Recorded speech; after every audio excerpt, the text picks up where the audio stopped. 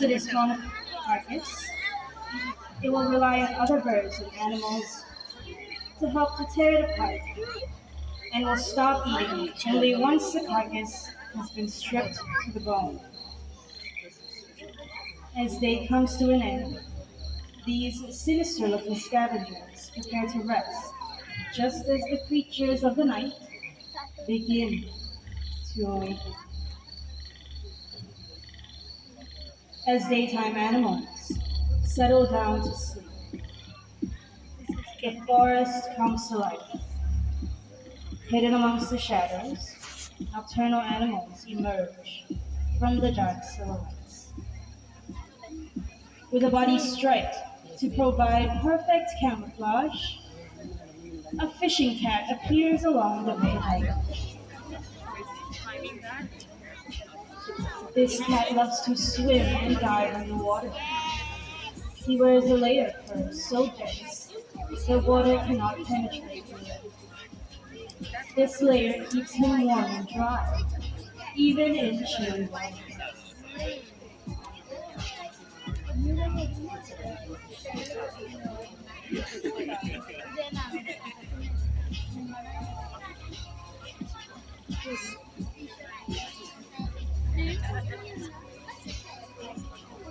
Everyone, this is Marco, our fishing cat.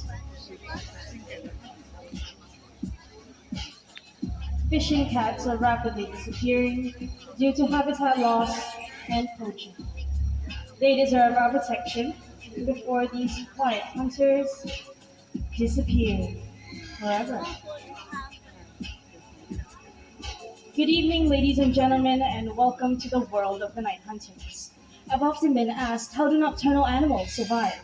Well, all night creatures have unique adaptations for survival in the forest. For example, the owls. Over on this staircase, we have Midnight, our Malay fish owl with our trainer Kenzie. Malay fish owls, also known as buffy fish owls, are native to Southeast Asia. In fact, they're one of the most common owls you can find right here in Singapore. Now, did you know that owls are one of the quietest raptors in the world when it comes to their flights? Did you know that? Yes, no, I know I'm hearing a mix of responses. So everyone, please focus your attention over to Midnight and Kenzie. Please remain seated, and above all, please remain quiet. Right. Whenever you're ready, Midnight. Excellent flight. Thank you very much to Midnight, our Malay fish owl. Right. When Midnight flew over your heads, apart from the screeching sounds that Midnight is making, did you hear any sound at all coming from her wings? No, that is right. This is due to her softened wingtips, which enable her to glide silently over fields and meadows, and her prey will not even hear her coming. So what Midnight's going to do right now is Midnight's going to make another quick flight back to Kenzie's glove. I'm just going to stand over here so those of you on that side can see. There we go, right on time. Everyone, this has been Midnight, our Malay fish owl, and Kenzie, our trainer. Thank you very much. Now, ladies and gentlemen, for this next segment, we are not done with the owls just yet. I will be welcoming a very special guest. Now, let's see if we can spot this very special guest. And there they are. Okay, we're not done with the owls, so I'm going to put this on stage. I'm going to wait for them to get ready. Okay. Whenever you're ready. There we go. Everyone, this is Oscar, our Eurasian Eagle Owl, and that is Darren, our trainer. Before we continue, I have a question to ask all of you. All right, how many degrees do you think an owl can rotate its head? 360. Okay, I'm hearing a lot of different answers. Let's try this, okay? If you agree with my answer, I want you to raise your hand. How many of you say that owls can turn their heads up to 180 degrees? 180. How many of you say 270? 270? How many of you say 360? Oh, a lot of hands for 360. Those of you who said 360, give yourselves a round of applause. Because you can do better next time. The correct answer is 200 and 70. 70, that's right. Enough of me talking. Let's let Oscar and Darren demonstrate this unique adaptation of being able to turn their heads 270 degrees. Take it away, Darren. And all the way to the other side. There we go. All right, let's do that one more time in case y'all missed that. And turning. And there we go. Well done, Oscar and Darren. Now I mentioned here that Oscar is a Eurasian eagle owl. Eurasian eagle owls, as you can tell from the name, they can be found in parts of Europe and Asia. And they're one of the largest species of owls you can find across the globe. Now there's a flash going off over there. Please to show, thank you very much. Now these owls, they can be really heavy and the wingspan can reach up to 6 feet long, right? You saw the wingspan earlier on. Now 6 feet long can also be 1.8 meters long. Oscar here weighs around 2.3 kilograms, but they can weigh much heavier. These owls have very powerful flights and they have very sharp talons. Both of those things make these owls very powerful predators in the wild. Everyone, Oscar, our Eurasian eagle owl with Darren, our trainer. Thank you. Now I am gonna set this aside. All right, from the kings of the skies, let's move on to the African continent, and let's start with something very small. Now, this next animal is very small, very cute, and very furry. Can anyone tell me what this next animal might be? A puppy? A frog? A hyena? A frog? Anyone else? An owl?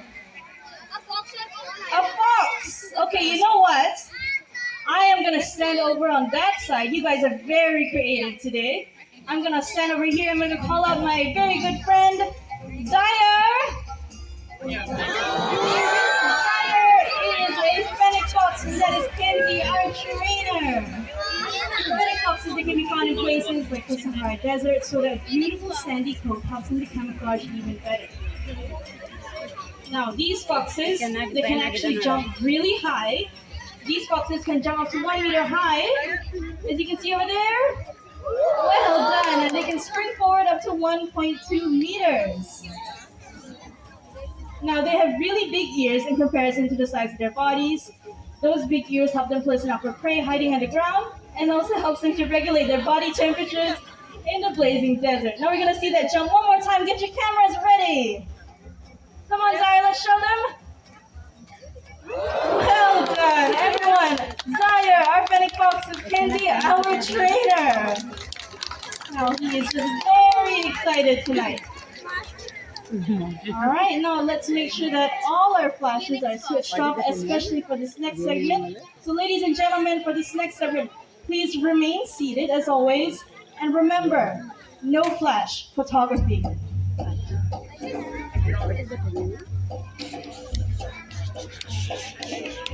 A famous hunter from the African continent. This animal possesses a keen sense of smell and is able to detect carcasses from many miles away.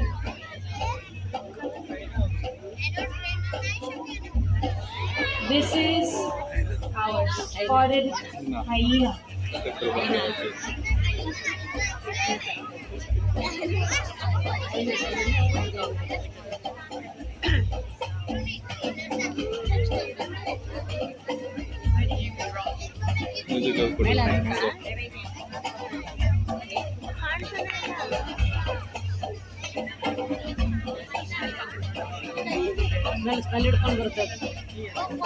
Spotted hyenas have strong, powerful jaws that can crush the bones of even elephants. They also have excellent digestive systems, and they can digest their entire prey, including their skin, teeth, bones, horns, and even their bones.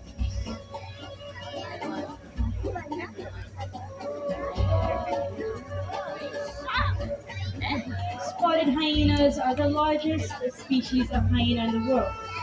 Fully grown, they can reach up to 1.83 meters long. That is the average height of a human man. Sure, it can crush the bone of These every plant. hyenas can also run at speeds of up to 60 kilometers per hour. And they are known to outrun prey twice their size. This includes animals like zebras and buffaloes. Now, a lot of people think that hyenas are a type of canine due to their resemblance to dogs. However, they are actually much more closely related to the cats.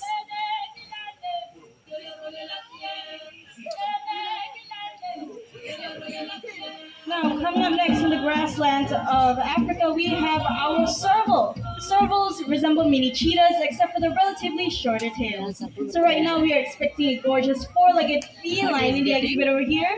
Do not be confused, this is not our animal. This is our trainer, who goes by the name of Darren, and our serval is just there. Her name is Shami. Hello, Shami. Now, servals use their long, slender forepaws to dig into small holes and hook out their prey. They can also jump really high due to their powerful hind legs. Now, look at what Darren is holding. That is an enrichment device we use to mimic a bird in flight. Now, this enrichment device also gets our felines to demonstrate their natural hunting abilities, such as leaping, pouncing, and swiping with their forepaws. Now, we are going to see if Shami catches their feather tonight. Come on, Shami, you can do this. Oh, look at that! I think Jared is having a lot more fun than Shami right now. Come on, Shami, and she caught it. Well done, Shami and Darren. Thank you for the wonderful demonstration. Now, when Shami was in the exhibit, you saw that she had a lot of spots and stripes all over her body. Did anyone get to see the black and white markings on the back of her ears? Yes? Very good. Now, those markings are called ocelli, and they act as a natural deterrent against predators sneaking up from behind them. This is because they kind of look like eyes in the dark. Now, as you're touring around the night safari, you will come across many different species of endangered animals, just like the serval you saw earlier on. Every year, around 300 species of animals go extinct. Uh, hello? Excuse me? Okay. Everyone say hi, Maple. Okay. Hi, sweetie. This way. This way. Okay. There we go. Okay. You know what? Maple here is our raccoon, and she just loves to dig. So let me just direct her to the correct place. Come on, Maple. Okay. This way. Okay. There we go. Oh, where are you going? Excuse me? She is going to dig again. Okay. Okay, come on. This one. All right, now she is still a little bit new to the show. Those of you who have seen the show, you might be more familiar with her brother Toffee, the other raccoon. Yeah, I heard a yes. Very good. Now Maple here is just starting to figure out how to be one of the stars for our show. Now, Maple over here is very, very busy, so we have our trainer, Pavitra, to let her know what she has to do next. Okay, there we go. Okay. And now she is making a mess. All right, Maple. Since you love to dig, these raccoons make sense of the world around them, and they use. Hello, here. Ah, okay, thank you. They use their dexterous paws to open up bottle lids or doorknobs or snail shells or crab shells in the wild. Now, Maple will be doing another bottle right over there once she's done. And I'm going to be escorting her. Okay. You ready? Let's go. This way. Okay. And here we are. Gonna open this one. And there we go. Well done, Maple. It's a flash. All right, everything needs to shut off. Thank you very much. Okay, another flash. Thank you. Okay, time to go home. Everyone say bye, Maple. As you can see, Maple is trying her level best Right now, I'm gonna set this aside. But you know what? Unfortunately, a lot of raccoons, just like maple, are considered pests in other countries, but it is not entirely their fault. Our towns and cities have come too close to their natural habitat, and this forces them to come into our homes to feed and survive. So that kind of makes me wonder what kind of trash we throw away that feeds these animals. Over here in this bin, I have some common everyday items being thrown around the night safari every single night. Now we have a plastic bottle, we have a tin can, and we have one paper carton. All these things come from nature in one way or another, and they all have one more thing in common, and that is they can be recycled. Now, Maple came out here to remind us of a very important message, a very important conservation message, and that is we can help to save our environment by doing the small things such as reusing, reducing, and recycling. That's right. As our journey through the night has come to an end, let's not forget the lessons that we've learned tonight. From the owls in the skies to the raccoons on the forest floor, they want to remind us to protect their cousins in the wild and the fragile environments that they call home.